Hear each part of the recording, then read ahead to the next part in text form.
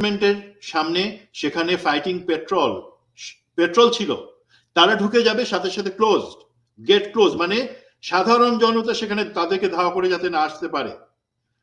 তার মানে কার প্রোটেকশনটা, কার নিরাপত্তা নিশ্চিত করা হলো?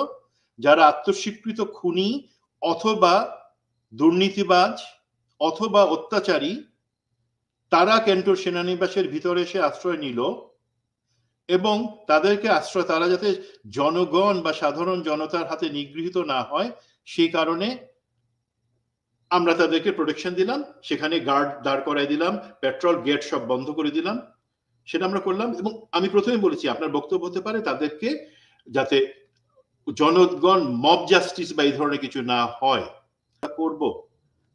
এইখানেই হচ্ছে দ্বন্দ্বটা। কেউ কিন্তু জেনারেল ওয়াকারের বিরুদ্ধে আন্দোলন করতেছে না, সবার হচ্ছে যারা যেই সমস্ত জেনারেলরা, যেই সমস্ত মেজর জেনারেল, ব্রিগেডিয়ার জেনারেলরা আমাদেরকে থামায় রাখতেছে, আমাদেরকে নিরুৎসাহিত করতেছে, আমাদেরকে অন্য সিভিল অ্যাডমিনিস্ট্রেশন বা পুলিশের সামনে অপমান করতেছে, সেটা চলবে না।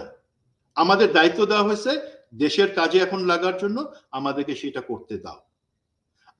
আমি আশা করি জেনারেল ওয়াকার তার প্রায়োরিটি যদি বুঝতে পারেন, এই জায়গাটাতে উনি অবশ্যই হাত দিবেন, এবং সরকারের সাথে তাকে যদি কোথাও বার্গেন করতে হয় উনি বার্গেন করবেন যে হেই, আমার আর্মিকে দারোয়ানের ডিউটি দিও না। 15 বছর ধরে আর্মিকে ঘর মোছা, দারোয়ানের ডিউটি, এইসব জিনিসের দিকে আস্তে আস্তে নিয়ে যাওয়া হয়েছে। খামার করো, পোল্ট্রি করো, নো।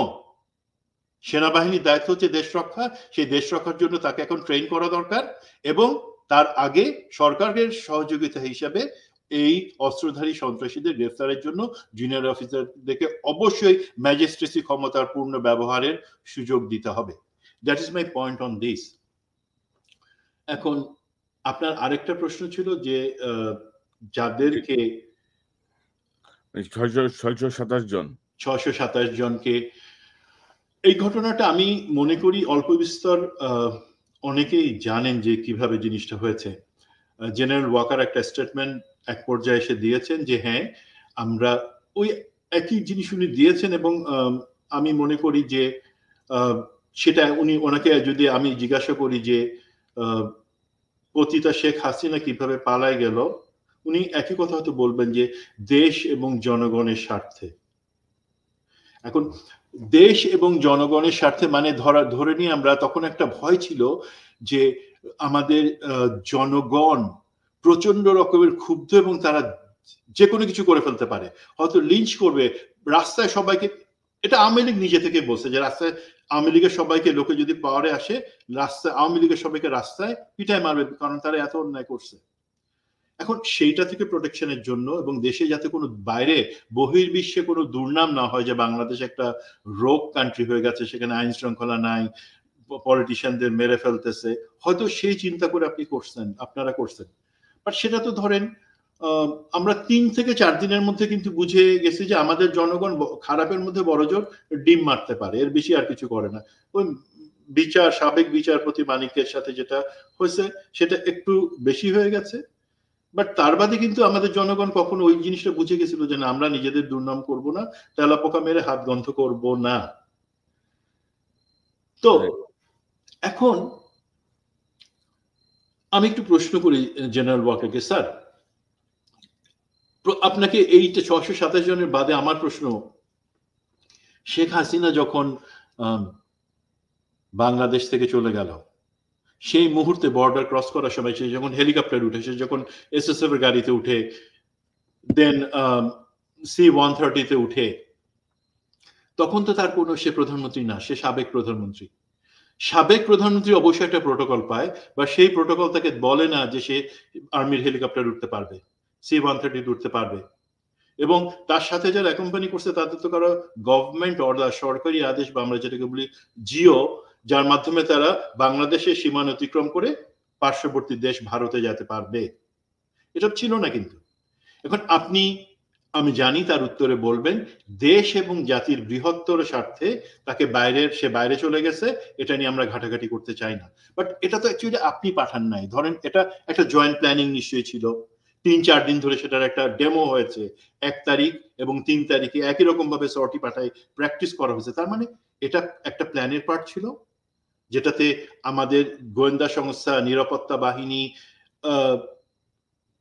প্রধানমন্ত্রীর নিরাপত্তা যাতে দ্বারা প্রত্যেকে ওতপ্রোতভাবে জড়িত ছিল। এই এক্সারসাইজ গুলো তারা করেছে, প্র্যাকটিস করেছে এগুলো 3 দিন ধরে।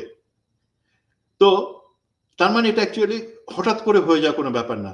আপনি কি একটু কথা বলবেন আমাদের বিমান বাহিনীর প্রধানের সাথে, যে অ্যাকচুয়ালি ওইটার সাথে যারা জড়িত ছিল তাদের বক্তব্যটা কি এবং কারা কারা জড়িত ছিল, বিকজ তারা তো আইন ভঙ্গ করেছে।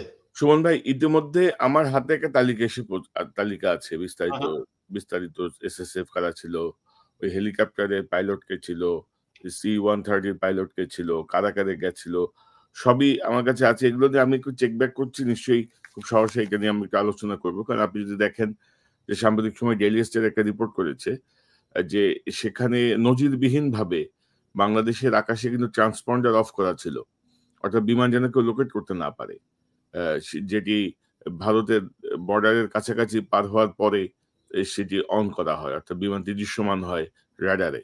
তো এই জায়গাগুলো নিয়ে আমি কিছু কাজ করছি, কিন্তু এই যে জি এখানে আমার ওই পার্টটা 627 জন এখন, বাট এখানে বললে নেই আমার এক পতিতা খুনি শেখ হাসিনাকে বাঁচাইতে গিয়ে, তাকে পার করে, বিড়াল পার করতে গিয়ে আমার সেই অফিসার যারা অ্যাকম্পানি করেছিল তাদের যদি কোনো ক্ষতি হতো, তারা যদি, আমার কাছে পতিতা হাসিনার কোনো দাম নাই, যাক বিড়াল পার হয়ে গেছে ঠিক আছে, বাট আমার কাছে সেই এয়ারফোর্সের অফিসার গুলো তো দামি, তাদেরকে কেন আপনারা বিপদের মধ্যে ঠেলে দিলেন? ওকে বর্ডারের সামনে নিয়ে লাথি মেরে বর্ডার থেকে ওই পাশে পাঠিয়ে দিতেন। ওই পাশে তোর বাপের লোকজন সবাই দাঁড়িয়ে ছিল ইন্ডিয়ার, তারা ওরা নিয়ে যেত ওই পাশ থেকে। যদি আপনারা প্ল্যানই করেন এই সমস্ত জিনিস, আমি জানি, আমি প্রমাণ দিতে পারবো 1 তারিখ 3 তারিখে একই জিনিস মহড়া হয়েছে, আপনারা অনুশীলন করেছেন, যদি তাকে পালিয়ে যেতে হয় সে কিভাবে যাবে? এটা হঠাৎ কিছু না। তাহলে ওকে বর্ডারে আপনারা নিয়ে রাখতেন, একটা কালো গাড়িতে উঠে বর্ডারে যেত, সেখান থেকে একটা লাথি, তুই ওই পাশে যা, নে তোর বাপের বাড়ি যা, সেখানে গিয়ে থাক।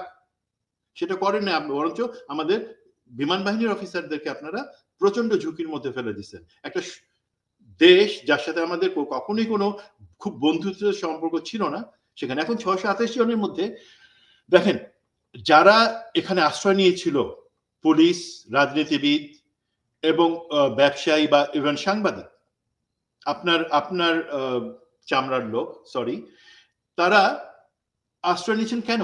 আপনি কখন আশ্রয় নেবেন এই ধরনের সেনাবাহিনীর কাছে? যখন আপনি জানবেন যে আপনি অনেক বড় অন্যায় করে ফেলছেন। তার মানে আদালত প্রমাণ হওয়ার আগেই আমরা এটা ধরে নিতে পারি যারা ক্যান্টনমেন্ট গুলোতে আশ্রয় নিয়েছিল বা দেওয়া হয়েছিল তারা সবাই জানে তারা কত বড় অপরাধী। কিভাবে আশ্রয় নিল একটা ধারণা আছে, এবং যেটা আমি জানি সেটা হচ্ছে যারা রাজনীতিবিদ এবং সাংবাদিক তারা গাড়ি নিয়ে সরাসরি জাহাঙ্গীর গেট ক্রস করে অথবা ক্যান্টনমেন্ট অন্য ক্রস করে ভিতরে চলে যায়, এবং ভিতরে চলে যাওয়ার পরে তারা আশ্রয় চায় সেনা সদরের সামনে গিয়ে বা বিভিন্ন জায়গায়। পুলিশের লোকজন তারা 4 থেকে 5টা হেলিসর্টিতে হেলিকপ্টারে করে তেজগাঁ বিমানবন্দরে যে হেলিপ্যাডটা আমাদের ক্যান্টনমেন্টের অফিসারদের পারিবারিক বাসস্থান স্বর্ণালী লাগোয়া যেটা, সেখানে তারা আসে, সেখান থেকে তারা সাথে সাথে সেনানিবাসের ভিতরে ঢুকে যায় এবং আশ্রয় নেয়। এবং সেনানিবাসে যেটা পেট্রোল পাম্প এবং সিএসডি, সেখানে একটা নির্মাণাধীন বাসায় তাদেরকে মোটামুটি রাখা হয় প্রোটেকশন দিয়ে, ডিজিএফআই এর প্রোটেকশন। এবং এই সমস্ত জিনিসটা কোঅর্ডিনেট করেছিল তখনকার ডিজিএফআই এর প্রধান জেনারেল হামিদ। সে এই সমস্ত জিনিস তাদেরকে আনা, কে কোথায় আসবে, কে কোথায় থাকবে, কিভাবে প্রোটেকশন দেওয়া হবে, এবং তার প্ল্যানও ছিল কিভাবে তাদেরকে বের করে দেওয়া হবে। বাট তখন তো বের করে দেওয়া হয়নি। আর বাকি যারা রাজনীতিবিদ এবং অন্য সবার একটা বড় অংশ তারা আশ্রয় নেয় বিডিআরে, পিলখানাতে, কিছু আশ্রয় নেয় যশোর এবং খুলনাতে, কিছু আশ্রয় নেয় আমাদের ঘাটাইল ক্যান্টনমেন্টে। এইভাবে এগুলা কিন্তু তারা দৌড়ায় ঢুকে গেছে, কারণ ক্যান্টনমেন্ট